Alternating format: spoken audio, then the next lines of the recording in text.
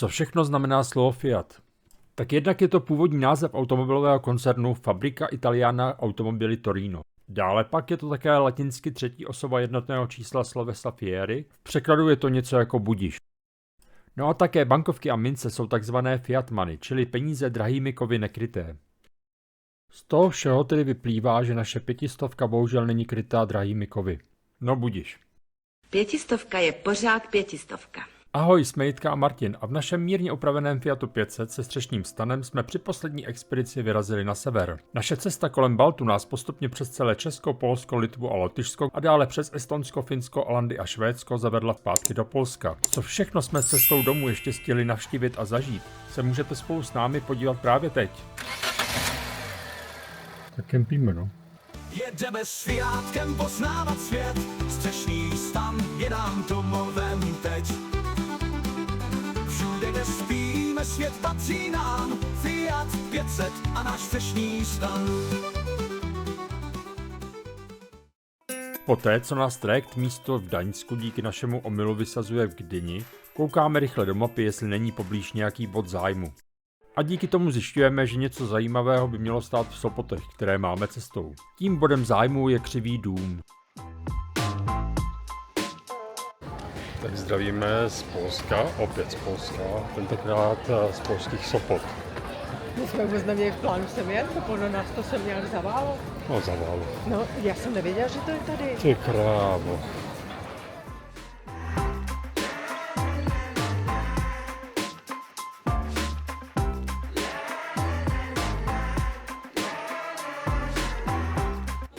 Stejně jako mají v Praze tančící dům, tak tady je Křivý domek. Tento dům z roku 2004 je inspirovaný pohádkovými ilustracemi a je považovaný za jednu z nejpodivnějších staveb světa. I přes tu hromadu lidí všude kolem nás láká projít si tuhle ulici celou, ale je už fakt dost pozdě a nás čeká ještě přesun na nějaké nocležiště. A tak děláme dobře naší malé antropofobii a míříme k autu. Cestou ale podléháme ještě naší závislosti, které se neoficiálně říká magnetofilie.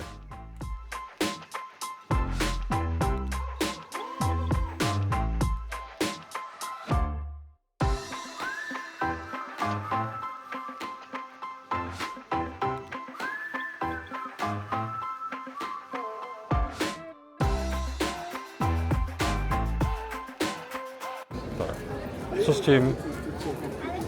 Já nevím, co s tím. Já Moment. vážně nevím, co s tím. Já se z toho Moment. zblázním. No prosím. Co s tím? Já myslím, že to je někde na periferii. No. Tak dobré. Tak teda z center jsme zase vylečený. Ty vole. A zvládli jsme. Sopoty. Cesta hrozná? Lidí milion. Takže se tam ptali? Viď? Polsko. A i ty ceny oproti Lublinu, já nevím, buď to za těch 14 dní v Polsko prošlo nějakou měnovou reformou. Jsme prostě tady Za přímo u magnetku. moře. Za magnetku chtít 40 zlotých, kdy 1 zlotý je 6,60. Ty vole, to je za magnetku, kolik, 11 euro? 11 euro. Ty vole. No, zítra se jdeme podívat na tu kozu, nebo jak se to jmenuje? Kosu. Co, jak se to jmenuje? Horská kosa. Jo, Korská. A pak šipky dubky dolů. Směrem Čechy.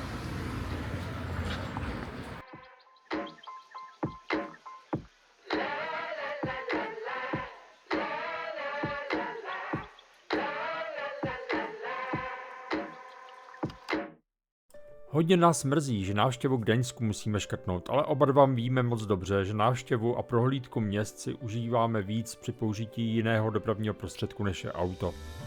Jak už jsme zmínili, tak ceny tady na západě Polska jsou úplně někde jinde než na východě a i najít nocležiště je skoro nemožné. Jenže já mám v autě Jitku, která najde na mapě i to, co tam není. A tak míříme na nocležiště, které sice není za rohem, ale je to na trase našeho zítřejšího výletu, takže kilometry urvané dneska ušetříme zítra.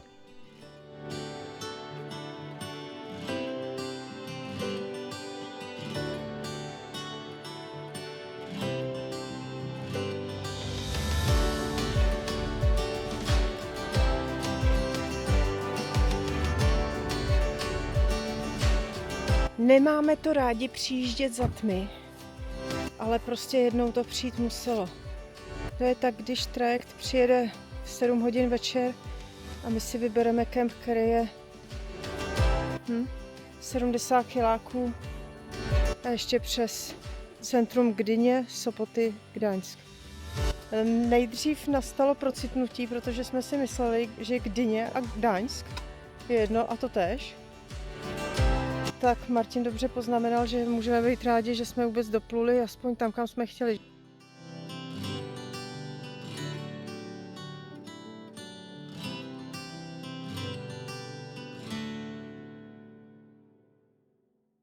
Tak kempíme, no. Jsme v jídelně. Tohle je náš stůl Máme prostřenu hezky. a čekáme, až nám přinesou polívku. Výbornou.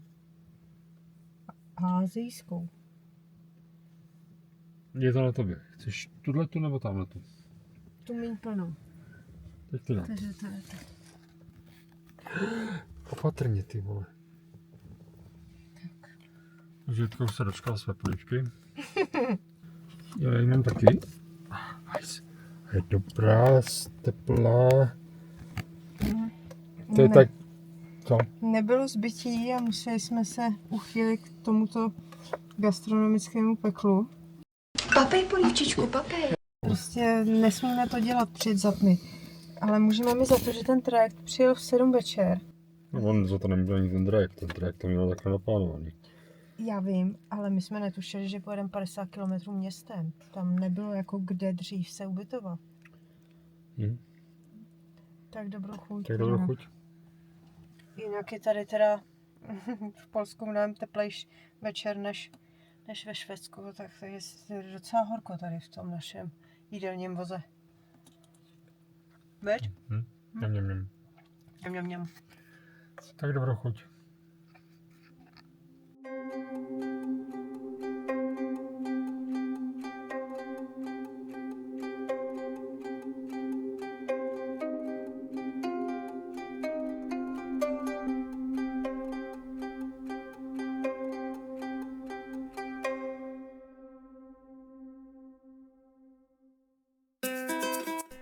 Naše cesta z dnešního noclžiště vede na Vyselskou kosu, což je písečný poloostrov dlouhý přibližně 60 km a široký 600 metrů až 2 km. Východní část poloostrova patří Rusku, Kaliningradské oblasti, a západní část zase Polsku. Vyselská kosa je známá svými písečnými dunami a bohatými nalezišti jantaru, který lze často nalézt na plážích, zejména po bouřlivém počasí.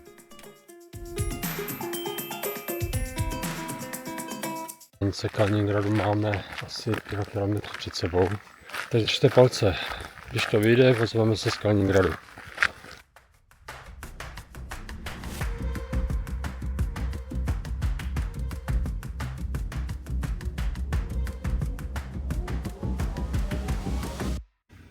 Tak jsme na hranicích. Dál už ani krok. Nebo nás Nepovedlo zastřelej. se to. Odchytla nás tady pohraniční stráž a prej jako sorry, ale v rámci demokracie prostě nás nemůžou pustit dál.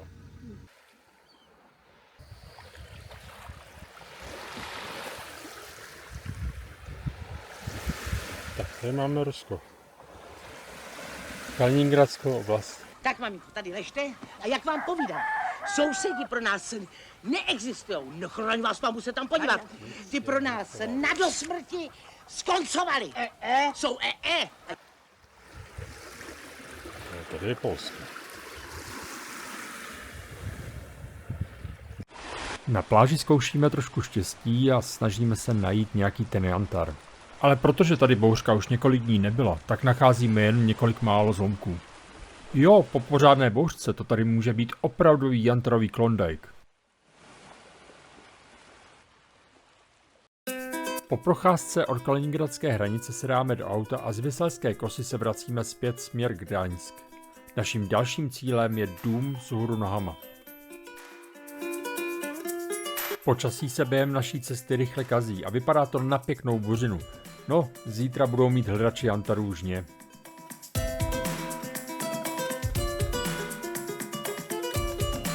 Dům postavený vzhůru nohama je součástí Centra pro vzdělávání a regionální propagaci. A mimo domu se v areálu nachází i další atrakce, například nejdelší dřevěná lavice na světě s délkou přes 40 metrů zapsaná v Guinnessově knize rekordů, nebo replika polského bunkru z druhé světové války. Francouzsky? Česky. Máme rosyjský, albo Deutsch, albo English. Tak polsky. Nemáte polsky? Nemáte polsky? Ale jeżeli rozumiecie po polsku, to teraz idzie przewodnik i możecie się do niego dołączyć. Jo, tak jo. Za niego nie płacicie. Tak my se tam Dobře. přilepíme. Dobrze, właśnie tutaj wyruszy przewodnik, tutaj już stoi teraz. Dobře. A tak jsme se přidali ke skupině s převodníkem, tedy s průvodcem. To je małe, a to wielki, to są instrumenta wszelkiego. Tak tohleto by se dalo přeložit jako: ten, kdo mi uteče při prohlídce, dostane tohle sukovící přes záda.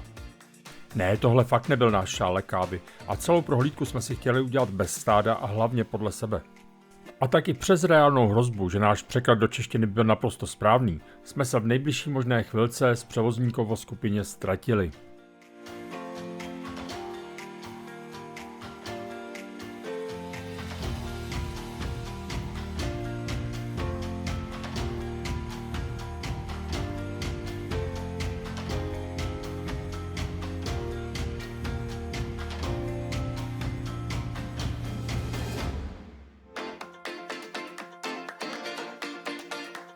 Máš to nějaký křivý, Václave. Dům vzhůru nohama je tu jako symbol převrácených hodnot během komunistické éry nejen v Polsku.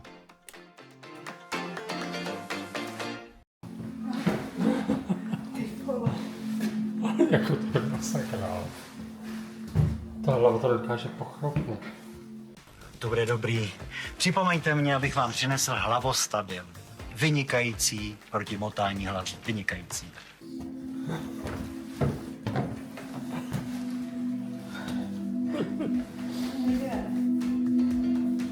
Co nejde?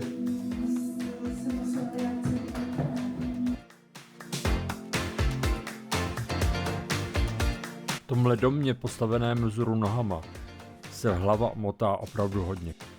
A pokud si obraz obrátíte vzhůru nohama, tak to opravdu vypadá, že chodíte po stropě.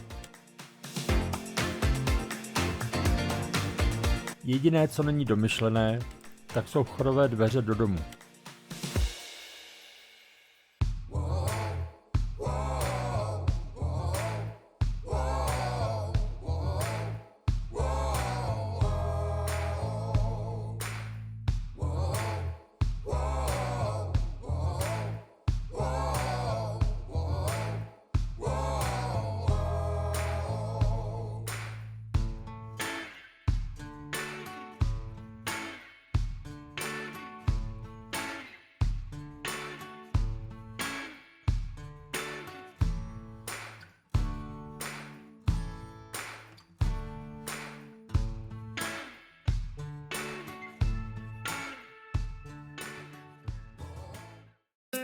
Jen jsme sedli do auta a vyjeli z parkoviště, tak začalo ale parádně pršet.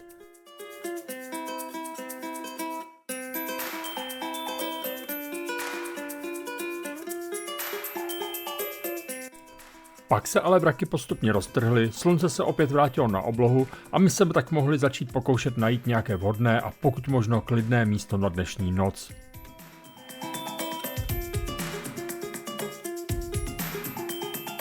A to se nám také po mnoha pokusech hledání podařilo. A tak přišla na řadu mimo vaření i menší oprava stanu, tedy spíš oprava naší úpravy.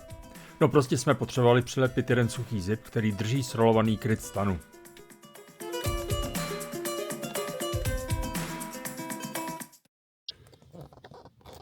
Novou opravu. Jakou novou? Žádnou jsme ještě nedělali. No tak dobře, dělali jsme do teďka jenom úpravy. Ale to je oprava. Tady to ještě drží. Tak. Takhle nějak to má být. Takhle to nemá být teda. Tady to musíme zalepit. Co zalepit? Mám lepidlo. člověk může být blbý a musí si umět poradit. Ty vole, jak tady bylo. Jako ty vole. A čím to rozmíchat? Ty máš ty dřevěný. Já mám totiž dřevěný, ty. Když jsem vám radil, abyste koupil auto, tak jsem myslel auto a ne takovej hybrid. Nic, co říkal, vem? Lépe do sebou, vem? Na to jsem ti říkala já. Jo, aha, tak to si dát.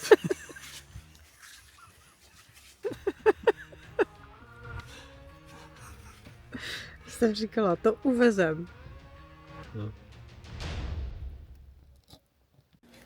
Když jsme u těch oprav, tak to nebyla oprava, ale úprava.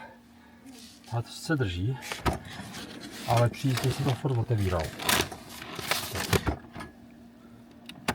Stačilo zabrzdit a zavřelo se to.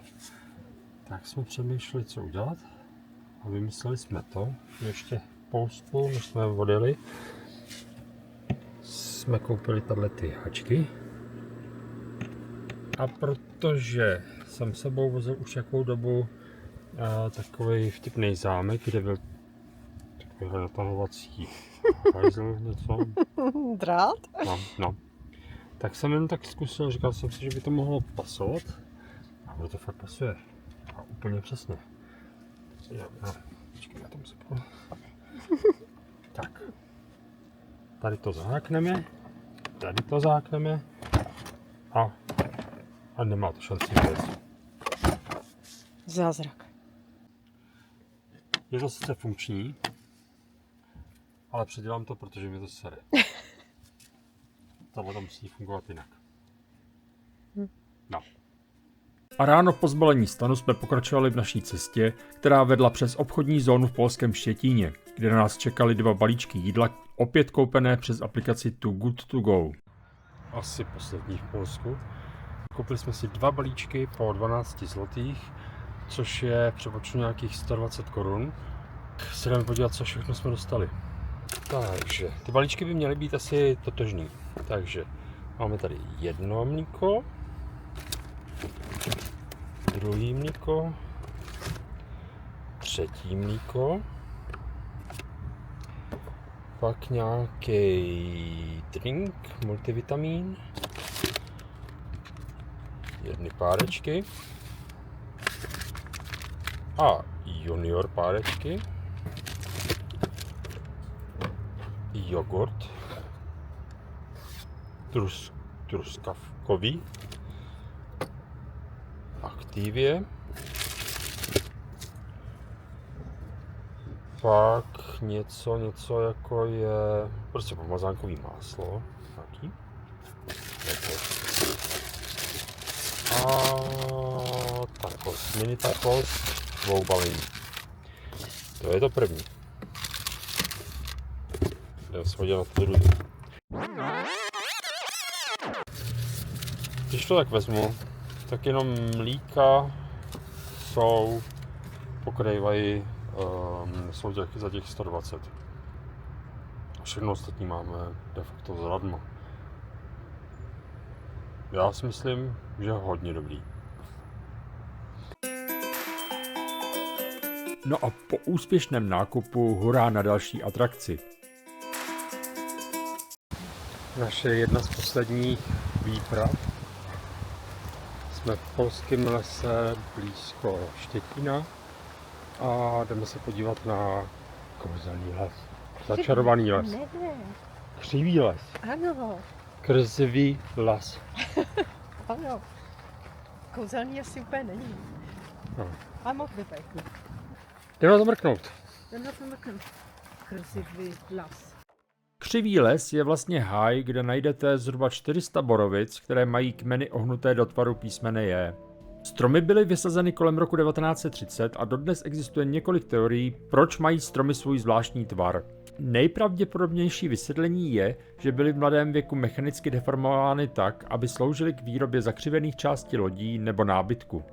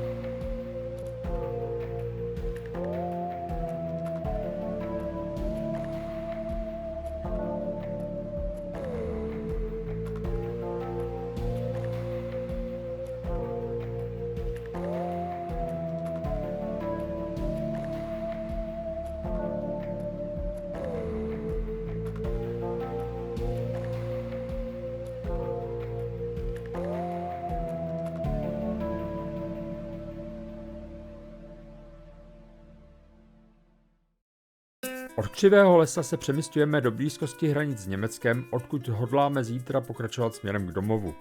A máme kliku, že nacházíme jeden úžasný kemp.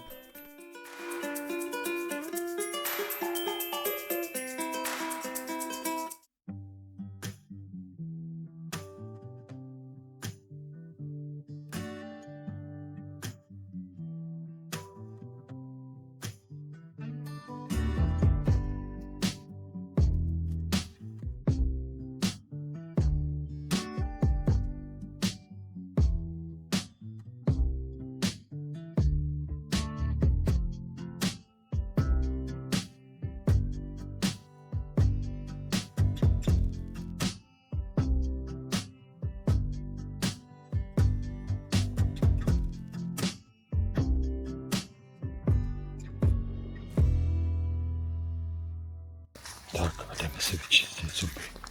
Nešeptej. Já nešeptám. Šeptáš. Tak šeptám, no.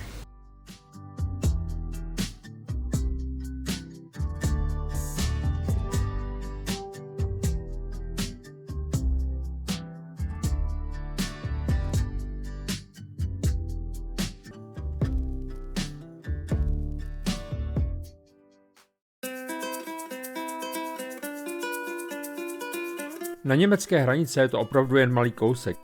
A tak ještě na rozloučenou zastavujeme u památníku polského vítězství nad germánskou armádou v bitvě, která proběhla v roce 972.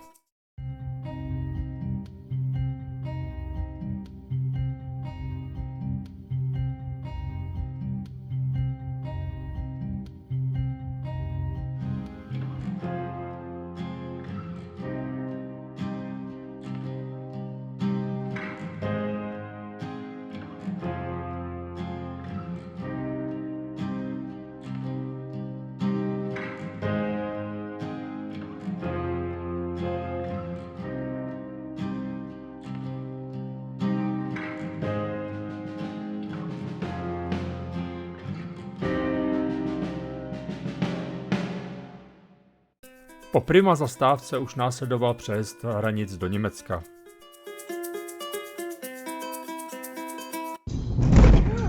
Vole, co to bylo, ty vole? To byl železniční přejezd v Kostelci, pane profesore. Teď už přežijete všechno. Na jednu stranu nás tahle cesta naučila neplánovat moc dlouho dopředu. Na druhou stranu nás ale donutila vymýšlet nejbližší kroky, kdykoliv je chvilka času. Sedíme venku, v ruce šálek, káva je láska, kterou pijem. Spolu jedem do cizích dálek, život nesníme, život žijem. Pod kapotou pár kobyl máme, italský původ s polskou krví. Na pumpách jim napít dáme, kam dojedem, to nikdo neví. Moritzburg. To je 154. Ještě k tomu zámku. No. A pak domů je to 250.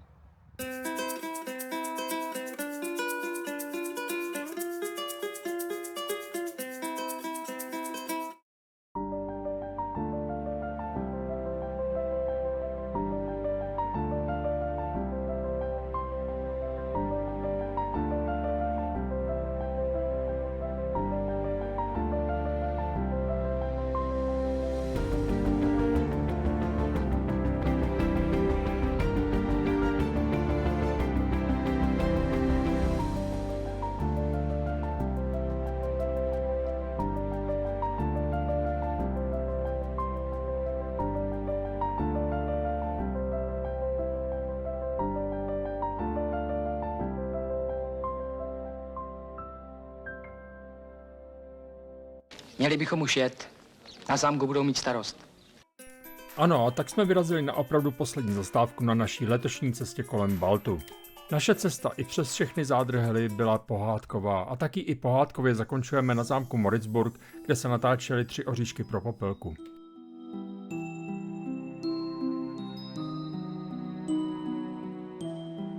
Máme ve zvyku jezdit všude dřív než později. A tak k zámku dorážíme v době, kdy je ještě zavřeno. Ale to nám nevadí, i zvenku je co obdivovat a procházka liduprázdným nádvořím a okolím zámku je úžasná.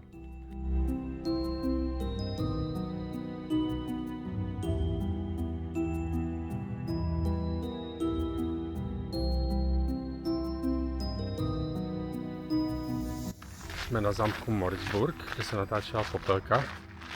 A jdu si vyzkoušet její střevíček. Třeba mi padne.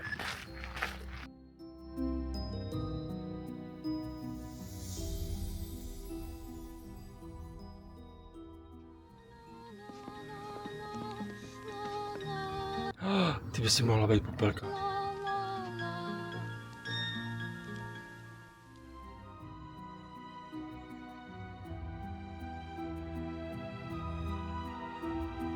Na začátku téhle cesty byl bláznivý nápad jet Fiatem 500. Hodně lidí nám tvrdilo, že tohle nejde, že tohle auto to nedá. Ano, jednodušší by bylo jim dát prostě za pravdu a neskoušet to. Naštěstí bylo ale i dost lidí, kteří nám a našemu autu věřili a těm patří náš velký dík.